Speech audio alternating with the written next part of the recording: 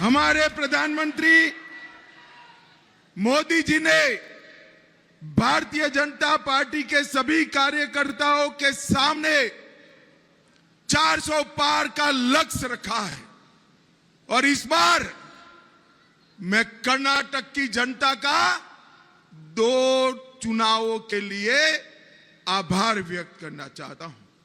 2014 में भारतीय जनता पार्टी कर्नाटक की जनता के सामने आई। आपने 43%, 43% वोट के साथ हमें 17 सीटें दी, 17 सीटें दी। 2019 में दोबारा आए, आपने 51% वोट, 51% वोट के साथ 25 सीटें दी। मगर इस बार मेरी कर्नाटक की जनता को और सभी कार्यकर्ता को मेरा विनंती है कि 51% से काम नहीं होता, 60% और 28 की 28 सीटें भारतीय जनता पार्टी के गठबंधन को लेना है। और मैं बड़े विश्वास के साथ कार्यकर्ता को बताने आया हूं, मोदी जी के नेतृत्व में भारतीय जनता पार्टी और जेडीएस का गठबंधन सभी 28 की 28 सीटें जीतकर कांग्रेस का अकाउंट नहीं खोलने देंगे। मुझे बताओ भाई, आप लोग सभी 28 की 28 सीटों के लिए तैयार हो क्या? अरे ऐसे नहीं बोलते, जोर से बोलो, तैयार हो क्या? बेंगलुरु शहर की सभी सीटें प्रचंड बहुमत से भाजपा जीतेगी क्या? यही मोड़ पूरे देश भर के अंदर दिखाई पड़ता है। इनका कारण है पसंदगी किसके बीच में? एक और नरेंद्र मोदी जी है, जिन्होंने 23 साल तक मुख्यमंत्री और प्रधानमंत्री के रूप में काम किया है।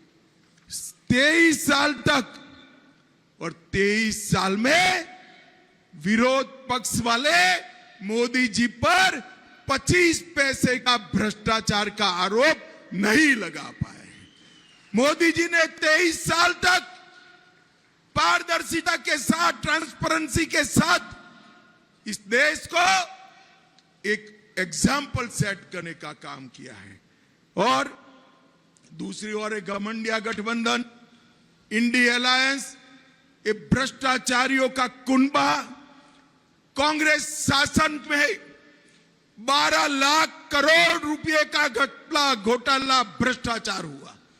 10 साल मनमोहन सोनिया की सरकार में 12 लाख करोड़ का भ्रष्टाचार हुआ। डीके शिव कुमार जी को तो भ्रष्टाचार से परहेज ही नहीं। मगर मैं जानता हूं कर्नाटक की जनता भ्रष्टाचार को पसंद नहीं करती। मैं एक के बाद एक घोटाला बोलता हूं। मुझे बताओ भाई, कोल ब्लॉक का घोटाला किसने किया? जोर से बोलो, किसने किया? कॉमनवेल्थ का घोटाला किसने किया? 2G का घोटाला किसने किया? हिमाचल में सेब की बिक्री में घोटाला किसने किया? INX मीडिया का घोटाला किसने किया? एयरसेल का घोटाला किसने किया? अंतरिक्ष देवास का घोटाला किसने किया?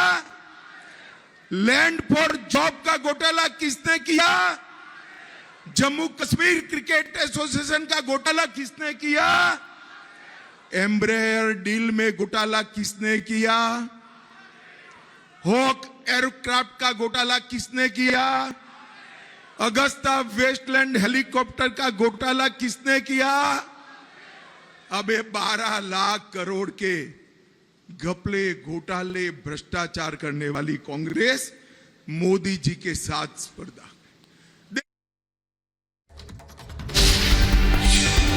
रही है साडा हक इत्थे रख, बहुत हो गया आपका भ्रष्टाचार।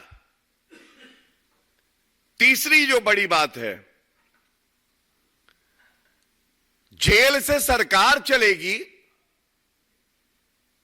अरविंद केजरीवाल जी, आप जब भारतीय राजनीति में पहला कदम रख रहे थे तो आपने कहा था किसी पे आरोप लगे तो उसको इस्तीफा दे देना चाहिए। जब उसका नाम पाक साफ हो, उस पे कोई आरोप ना लगा हो, उसके बाद वो पुनः राजनीति में आए और सार्वजनिक जीवन में आए। आज उस उद्देश्य का क्या हुआ? जनता थू थू कर रही है आपकी राजनीति पर। मुझे कष्ट है ये कहते हुए। एक व्यक्ति जो कहता था कि मैं भ्रष्टाचार को खत्म कर दूंगा, आज वो भ्रष्टाचार का पर्याय बना हुआ है। क्या हुआ तेरा वादा, वो कसम, वो इरादा? अरविंद केजरीवाल, बच्चों की कसम खाता हूं मैं, राजनीति में नहीं आऊंगा, राजनीति में आ गए।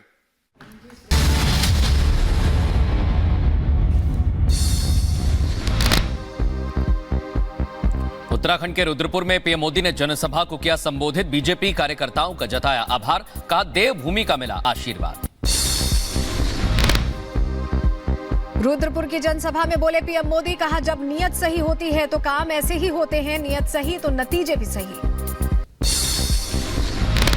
नीयत सही होती है तो ऐसे ही काम होते हैं, और इसलिए मैं कहता हूं नीयत सही तो नतीजे भी सही। पीएम मोदी ने कांग्रेस पर बोला हमला, कहा कांग्रेस देश को अराजकता में झोंकना चाहती है, विपक्ष को विकास पसंद नहीं। भारत को अस्थिरता की तरफ ले जाना चाहती है, अराजकता में झोंकना चाहती है।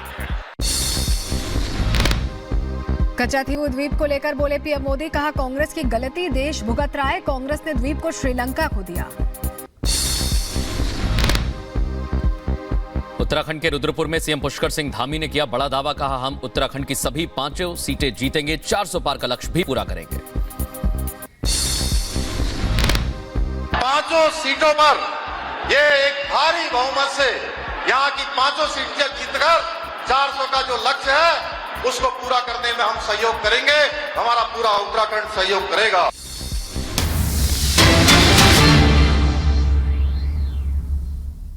और उसके बाद रोज धरने प्रदर्शन केंद्र सरकार के खिलाफ किए जा रहे थे, विधायक साथी उसमें व्यस्त थे। फिर 31 मार्च को रामलीला मैदान की रैली की तैयारियों के अंदर विधायक साथी फिर 31 मार्च को रामलीला मैदान की रैली की तैयारियों के अंदर विधायक साथी व्यस्त थे।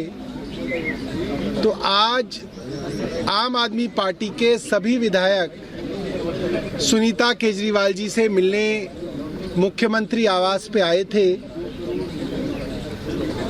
एक एक करके मुझे लगता है करीब 2 दर्जन विधायकों ने अपनी बात सुनीता जी के सामने रखी। विधायकों ने कहा, भाभी भारतीय जनता पार्टी बहुत प्रेशर बनाएगी, अलग अलग तर्क कुतर्क दिए जाएंगे कि अरविंद केजरीवाल जी मुख्यमंत्री के पद से इस्तीफा दे दें। अभी पूरा कैंपेन चलाया जाएगा कि मुख्यमंत्री पद से इस्तीफा दें। जैसे लोकपाल के समय पे जब लोकपाल पास नहीं हो पाया और मुख्यमंत्री जी पे दबाव बनाया गया कि इस्तीफा दीजिए, और इस्तीफा दे दिया तो कहा कि भाग गए। तो भारतीय जनता पार्टी की ये पॉलिसी रही है कि इस तरह से इस्तीफा बनाया जाएगा, एक ट्रैप बिछाया जाएगा।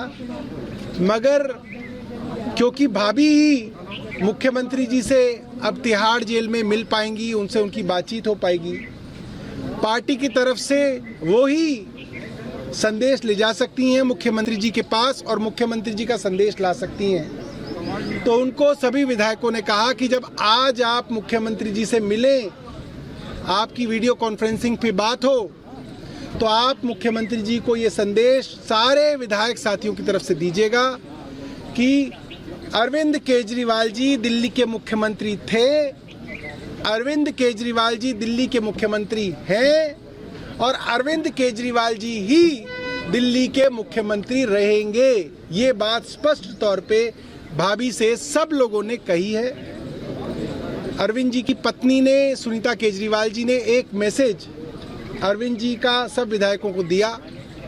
उन्होंने कहा अरविंद जी को बहुत गर्व है इस बात पे कि उनके जाने के बाद भी उनके विधायक साथियों ने, पार्षद साथियों ने, संगठन के लोगों ने मिलके इतनी बड़ी रामलीला मैदान में रैली का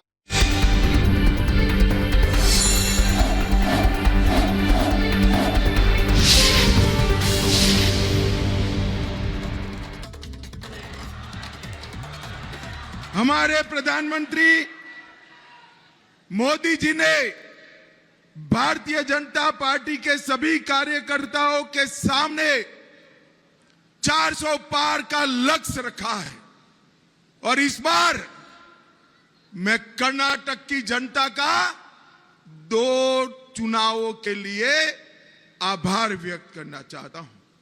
2014 में भारतीय जनता पार्टी कर्नाटक की जनता के सामने आई, आपने 43%, 43% वोट के साथ हमें 17 सीटें दी, 17 सीटें दी। 2019 में दोबारा आए, आपने 51% वोट, 51% वोट के साथ 25 सीटें दी। मगर इस बार मेरी कर्नाटक की जनता को और सभी कार्यकर्ता को मेरा विनंती है कि 51% से काम नहीं होता, 60% और 28 की 28 सीटें भारतीय जनता पार्टी के गठबंधन को लेना है। और मैं बड़े विश्वास के साथ कार्यकर्ता को बताने आया हूं, मोदी जी के नेतृत्व में भारत